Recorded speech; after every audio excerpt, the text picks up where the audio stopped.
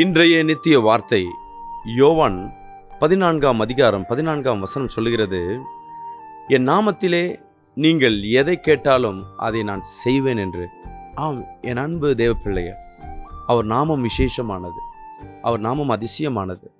நம்ம அவர் நாமத்தின் நிமித்தமாக, அதிகாரத்தின் நிமித்தமாக கர்த்தர் நம் நாவிற்கு சகல அதிகாரங்களை கொடுத்திருக்கிறார். இன்னைக்கு விசுவாசத்தோடு நீங்கள் அவர் நாமத்தை பிரயோஜனப்படுத்தி ஒரு விண்ணப்பம் பண்ணி பாருங்க. உங்கள் வீட்டில் இருக்க எல்லா சூழ்நிலையும் என் தேவனாகி கர்த்தர் மாற்றி போடுவார். ஆமென். என் அன்பு பிரியமான ஜனமே, என் நாமத்தில் நீ எதை வேணா கேளு, எதை கேட்டாலும் நான் செய்வேன் கர்த்தர் சொல்லிக்கிறேன். உங்களுக்குள்ள விசுவாசம் இருக்கணும், தேவன் என்னோடு இருக்கிறாருன்னு. நீங்கள் விசுவாசத்தில் நீங்கள் எதை கேட்கிறாலோ அதை பெற்றுக்கொள்ள முடியும். ஒரு முறை நானும் ஒரு சகோதரனும் ஒரு இடத்துல ஊழியத்திற்காய், ஆரம்ப காலத்தில் ஊழியத்திற்கு முழு நேரம் வரத்துக்கு முன்பாக வேலை செஞ்சுக்கிட்டு ஊழியம் செஞ்சு கொண்டிருக்கோம். மத்தியில் ஒரு சூழ்நிலை, ஒரு வீட்டுக்கு நாங்கள் போய்கொண்டிருக்கும் பொழுது ஜெபம் பண்ணியாச்சு. அந்த பிசாஸ் கட்டுகளை உடைக்கிறதுக்கு பல மணி நேரம் ஆகிட்டு 2 மணிக்கு நாங்கள் ரிட்டர்ன் ஆகும். நாங்கள் டைம் ஆச்சுன்னு வெளியே வந்துட்டோம். ஆனால் எங்களை சாப்பிடுங்கன்னு அந்த வீட்டில் சொல்லவே இல்லை. அவங்களும் ஆயத்தப்படுத்த, சரி அந்த வீட்டை நாங்கள் டிஸ்டர்ப் பண்ணக்கூடாதுன்னு நாங்களும் அந்த சகோதரனும் கலந்து வந்தாச்சு.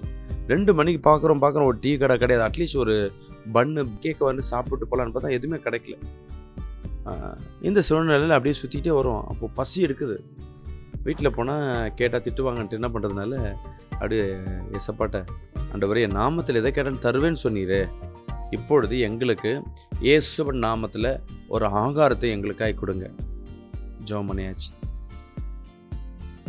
ஜெபம் பண்ணிவிட்டு நாங்கள் பாட்டு என்ன பண்ணுறோம், பண்ணிட்டு போகிறோம். அப்போ என் கூட இந்த பிரதர் சாப்பாடு கூடமா கத்தர்கிட்ட கேட்பீங்க, இந்த 2 மணிக்கு எங்கேருந்தியா வரும், கத்தர் எப்படியா கொடுப்பாரு அப்படின்னு கேட்குறாரு. என் நாமத்தில் எதை கேட்டாலும் தருவேன்னு சொல்லிட்டார்ல, பார்ப்போமே இன்றைக்கி நம்ம விசேஷமாக சாப்பாடு சாப்பிடணும்னு சொல்லிட்டு நம்ம கடந்து போகிற வழியில் டிராஃபிக் போலீஸ், அந்த நைட்டில் காவலுக்கு நிற்கிற அந்த போலீஸ்காரங்க மறைக்கிறாங்க. எங்கேருந்து வரீங்கன்றாங்க. நான் சொல்கிறேன், இந்த மாதிரி ப்ரேயருக்கு போய்ட்டு வருவோம் சார் அப்படின்னு டாக்குமெண்ட்லாம் பார்த்துட்டு போகும்போது, எத்தனை மணிக்கு வரீங்க, எத்தனை மணிக்கு போனீங்க, எத்தனை மணிக்கு வரீங்க சார், எத்தனை மணிக்கு போனேன், எத்தனை மணிக்கு சாப்பிட்டீங்களா அப்படின்னாங்க. சார் உண்மையாக சார் ஒன்றும் சாப்பிடல சார், இனிமேல் தான் போய் சாப்பிட்ணும். எத்தனை மணிக்கு? போலீஸ்காரர் நம்மளை வந்து காசு பிடிங்கி தான் பார்த்துருப்பீங்க, அங்கே பார்த்தீங்கன்னா சாப்பிட்டீங்களான்னு கேட்டார் அவர். அதை கேட்டோன்னு எங்களுக்கும் இனிமேல் தான் போய் சாப்பிட்ணும் போது, எங்ககிட்ட 2 பிரியாணி பொட்டலாம் இருக்குது, நீங்கள் சாப்பிட்றீங்களான்னு கேட்டார்.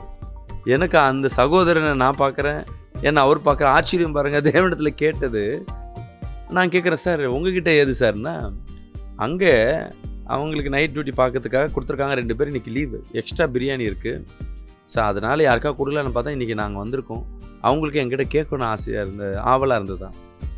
உடனே அந்த பிரியாணி வாங்கி அங்கேயே உட்காந்து சாப்பிட்றோம். தண்ணியெலாம் அவங்களே கொடுத்தாங்க.